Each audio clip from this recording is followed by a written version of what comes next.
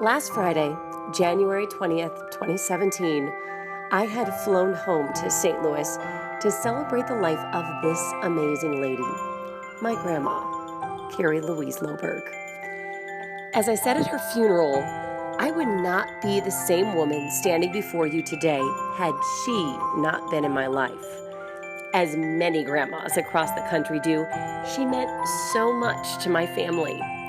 At the end of the service, each family member was given a rose to take to remember her by.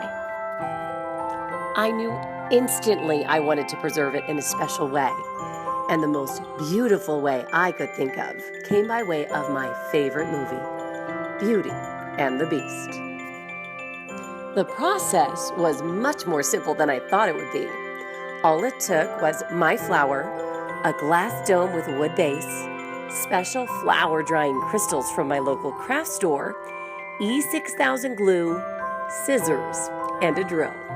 To start, I needed to gently dry my flower.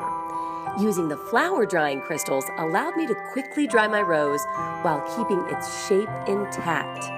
Following the directions on the jar, I poured a small amount of crystals in a microwave-safe container, laid my rose inside, then covered it completely with the rest of the crystals. Next, I stuck it in the microwave. Yes, microwave! On high for 30-second intervals until the crystals reached about 200 degrees Fahrenheit. I was nervous, but I let it cool completely.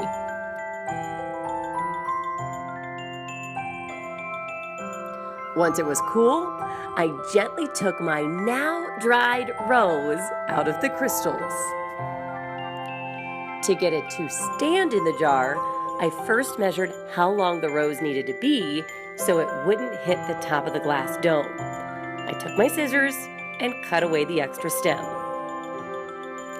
Then I marked where the center of the wooden base was, grabbed my drill, and began to slowly drill a small hole. Slowly is important. You don't want to drill completely through the wood base. And the size of the drill bit you'll need will depend on the thickness of your flower stem. When I was finished, the hole was about 3/4 of an inch deep. Next, I filled the hole with E6000 glue and placed the rose inside.